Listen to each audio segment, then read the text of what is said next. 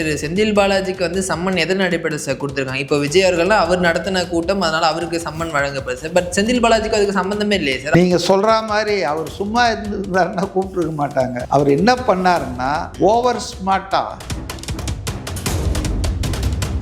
Power point ப்ரெசன்டேஷன்லாம் பண்ணாரு. இவன் தப்பு, இப்படி இல்லை, அங்கே பாருன்னு. இப்போ தான் வாராஜா நீ வா, ரொம்ப பேசுனிய, உனக்கு நிறைய விஷயம் தெரிஞ்சிருக்குது, அதெல்லாம் எங்ககிட்ட வந்து சொல்லு கூப்பிடுறாங்க. வேற ஒன்றும் இல்லை. அதுக்காக அதாவது நிறைய போய் மாட்டிக்கிச்சு. இது தாவேகாவினர் தான் இந்த குருவர மரணங்களுக்கு காரணம்னு அவங்க தலையில் அதை கட்டணும்.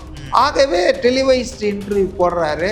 அந்த சம்பவம் நடக்கிறது 8:30 மணிக்கு செப்டம்பர் 27, 2025 கரூரில் ஹாஸ்பிட்டலில் அவர் அடுத்த செகண்டே ஆஜராகிறாரு. அவர் மட்டும் ஆஜராகல, ஃபேஸ்புக்கில் லைவ் போட்டுட்டு வந்து ஆஜராகிறாரு.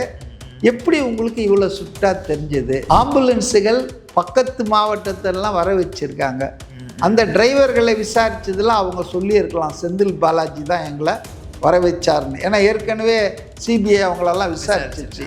செந்தில் பாலாஜியினுடைய தொண்டர் ஒருத்தர் மத்தியானம் 3 மணிக்கே இன்றைக்கி ஒரு சம்பவம் நடக்க போகுது கரூர்லன்னு அவர் ஒரு பதிவு போட்டிருக்கார் சமூக ஊடகத்தில். இப்போ இதெல்லாம் கூட்டி கழித்து பார்த்தா காமராஜ் ஒரு பேச்சலருங்க, கட்ட பிரம்மச்சாரிங்க. அவரும் இந்திரா காந்தி இணைச்சி திமுகவினர் என்னெல்லாம் பேசியிருக்காங்க தெரியுங்களா? அண்ணாதுரையே பேசியிருக்காரு. அதனால் வந்துங்க பொது வாழ்க்கையில் வந்துட்டா எல்லாரும் கல் அடிப்பாங்க. ஆனால் கல் அடிக்கிறவன் எல்லாம் யோகியனும் விமர்சனம் பண்ணுறவன்லாம் வந்துட்டு இதெல்லாம் இல்லாதவனும் நினைக்க முடியாது. பெண்கள் மீதான குற்றங்கள் நாளுக்கு நாள் அதிகமாகிட்டு இருக்கு. அதை பற்றியெல்லாம் பேச வேண்டிய வாய்கள் வந்து நடிகர் மனைவியை பற்றி மட்டும் கவலைப்படுறாங்கன்னா அது எவ்வளோ செயற்கையாக இருக்குது. வணக்கம் சார். வணக்கம். திரு செந்தில் பாலாஜிக்கு வந்து சம்மன் எதன் அடிப்படையில் சார் கொடுத்துருக்காங்க? இப்போ விஜய் அவர்கள்லாம் அவர் நடத்தின கூட்டம், அதனால அவருக்கு சம்மன் வழங்கப்படுது சார். பட் செந்தில் பாலாஜிக்கு அதுக்கு சம்மந்தமே இல்லையே சார். அவருக்கு ஏன் வந்து சம்மன் அனுப்பப்பட்டது? அதாவது செந்தில் பாலாஜி சம்பவம் நடந்த இடத்தின் local MLA, ruling party MLA. நீங்கள் சொல்கிற மாதிரி அவர் சும்மா இருந்திருந்தாருன்னா கூப்பிட்டுருக்க மாட்டாங்க. அவர் என்ன பண்ணாருன்னா ஓவர் ஸ்மார்ட்டாக தான் ரொம்ப புத்திசாலின்னு நினச்சிக்கிட்டு அவர் என்ன பண்ணார்னா, ஒரு பக்கம் செப்டம்பர் 27, 2025 ஒரு நபர் ஆணையம் நீதியரசர் அருணா ஜெகதீசன் தலைமையில் போட்டாங்க.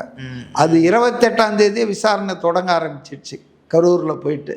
Even without getting formal appointment order, terms and reference, அந்த அளவுக்கு அவங்க ஸ்விஃப்டாக ஆக்ஷன் பண்ணாங்கன்னு சொல்லலாம். அவங்க விசாரணை தொடங்குறாங்க கரூரில். அதே போல் சென்னை உயர் நீதிமன்றத்தின் தனி நீதிபதி தப்போ ரைட்டோ அவர் வந்து திடீர்னு ஒரு எஸ்ஐடியை ஃபார்ம் பண்ணார்.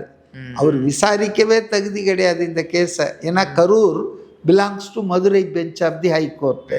இவர் விசாரிக்கவே கூடாது. அதெல்லாம் இப்போ நம்ம விவாதம் பண்ண வேணாம்.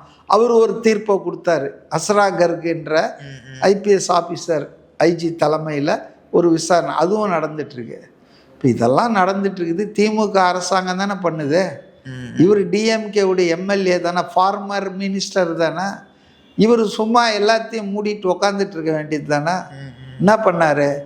அங்கே போய் டெலிவைஸ்டு ப்ரெஸ் கான்ஃபரன்ஸ் நடத்தினார். பவர் பாயிண்ட் ப்ரெசன்டேஷன்லாம் பண்ணார். இவன் தப்பு, இப்படி இல்லை, அங்கே பாருன்னு. இப்போ தான் வாராஜா நீ வா, ரொம்ப பேசுனிய, உனக்கு நிறைய விஷயம் தெரிஞ்சிருக்குது, அதெல்லாம் எங்ககிட்ட வந்து சொல்லு கூப்பிடுறாங்க. வேற ஒன்றும் இல்லை. அதுக்காக அதாவது நிறைய போய் மாட்டிக்கிச்சு. இது சார் அவரு தொகுதி மக்கள் அவர் வந்து ஒரு உதவி பண்ணுறதுக்காக இல்லையே, உதவி பண்ணுறதுக்காக போனால் அருணா ஜெகதீசன் பார்த்து சந்திக்கணும்.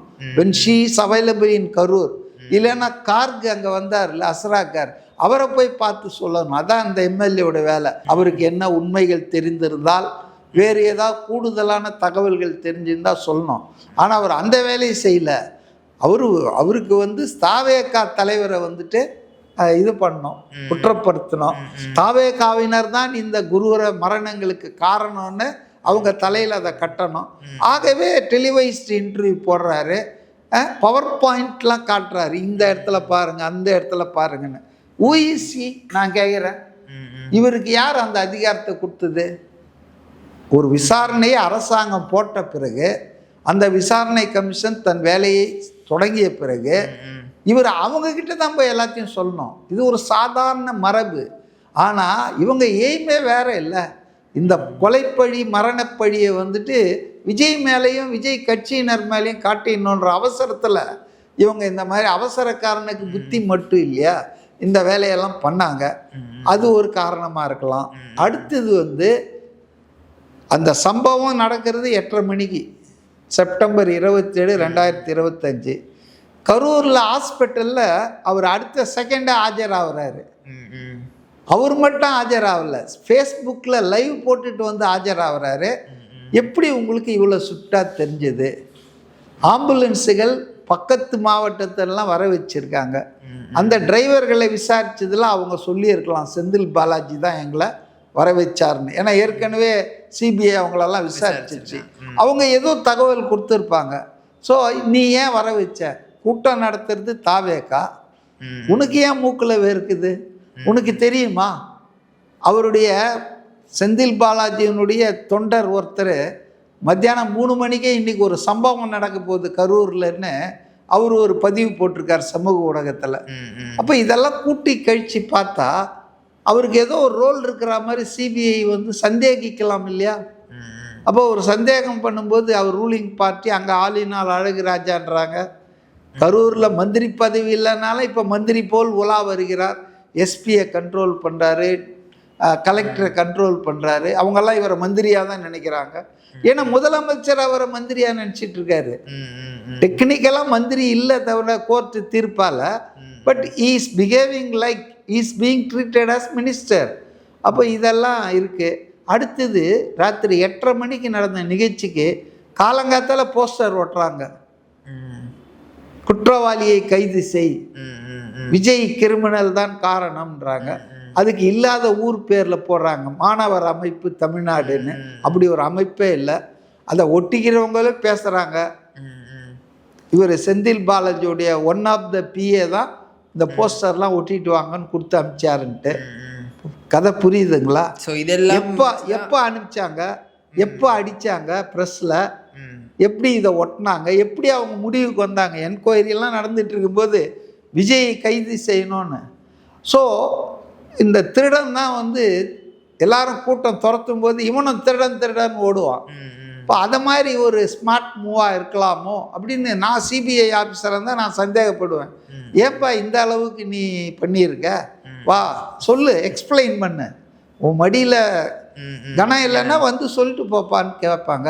ஸோ நீங்கள் கேட்ட கேள்விக்கு இதுதான், ஏன் செந்தில் பாலாஜி வந்து கூப்பிடுறாங்க அப்படின்னா இவ்வளோ பண்ணி வச்சிருக்காரு அவர். ஓகே, ஸோ இந்த டாட்ஸ்லாம் கனெக்ட். அது மட்டும் இல்லை, இன்னொன்று சொல்கிறேன்.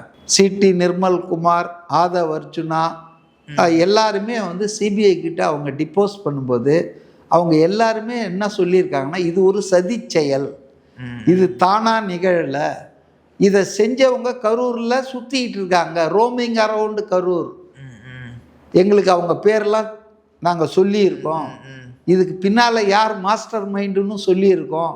மேபி அவங்க செந்தில் பாலாஜியை கூட ரெஃபர் பண்ணியிருக்கலாம். ஸோ அதெல்லாம் சிபிஐ உள்வாங்கிக்கிட்டு தான் நீ வாப்பா வா ராஜா, உன்னுடைய தரப்பில் என்னன்னு அவங்க கேள்வி கேட்பாங்க. அதுக்காக தான் கூப்பிட்டுருப்பாங்க சார். அதே மாதிரி நேர்காணல் வந்து நடந்துட்டு இருக்கு சார். எப்போவுமே அவர் வந்து இந்த ஒயிட் ஷர்ட்டில் தான் போவார், இன்னைக்கு வந்து பிளாக் ஷர்ட்டில் போனார். அது எதுக்கான அறிகுறியா இல்லை வந்து கேஷுவலாக போனதானா சார்? அதான் இப்போ தான் சொன்னேன். அதாவது விஜய் நடந்தால் ஊர்வலம், இருமினால் நியூஸ், வாசல் விட்டு கார் வந்தால் பிரேக்கிங் நியூஸு. அதாவதுங்க அவர் ஒரு மனிதர் தானேங்க. எல்லா சட்டையே யூனிஃபார்ம் மாதிரி போட்டுக்கிட்டே போகணுன்னு ஏதாவது சட்டம் இருக்கா? ஏன் மலேசியாவில் வேற ட்ரெஸ்ஸு கோட்லலாம் வந்தார்? அரசியல் தொடர்பான நிகழ்வுகளுக்கு சார். இல்லை அது வெளியே பொது இல்லையே, இது இண்டோர் தானே. அவங்க ஆஃபீஸ்க்குள்ளே அவர் போகிறாரு, ஒரு கலர் ட்ரெஸ்ஸு, கருப்பு ட்ரெஸ்ஸு. என் சிபிஐ விசாரணை போகும்போது கூட அதை கூட கண்டனம் தெரிவிக்கிறேன். ஏங்க கண்டனம் தெரிவிக்கிறதுக்கு அறிக்கை கூட போகிறாங்க, இல்லை ஒரு ஆர்ப்பாட்டம் நடத்த போகிறாங்க.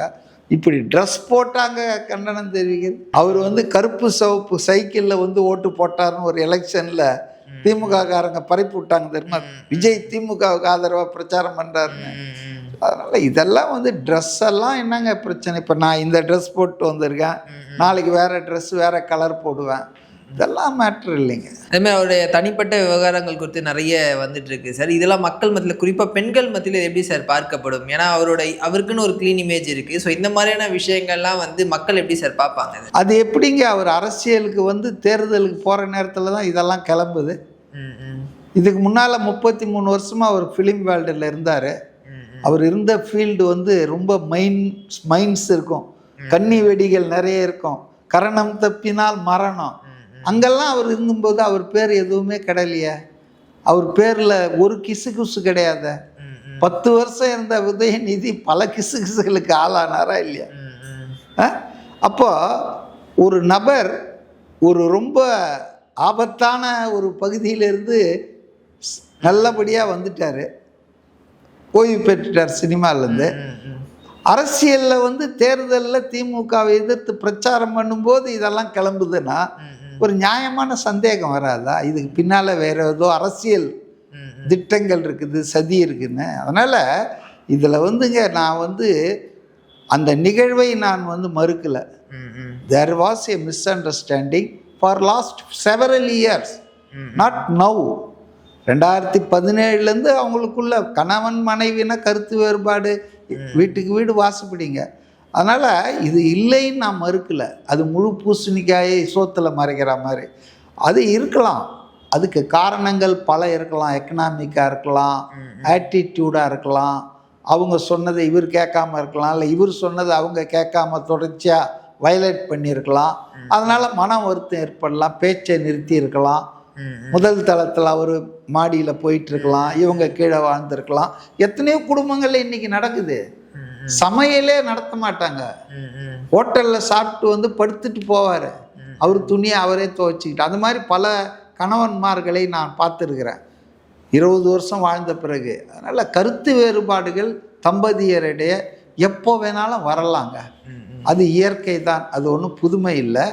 ஆனால் அதை வந்து இன்னைக்கு பொதுவெளியில் வச்சு அவர் பெயரை கெடுக்கணும், அவர் நற்பெயருக்கு களங்கம் கொண்டு வரணும்னு நினைக்கிறது வந்து அது அரசியல் தாங்க.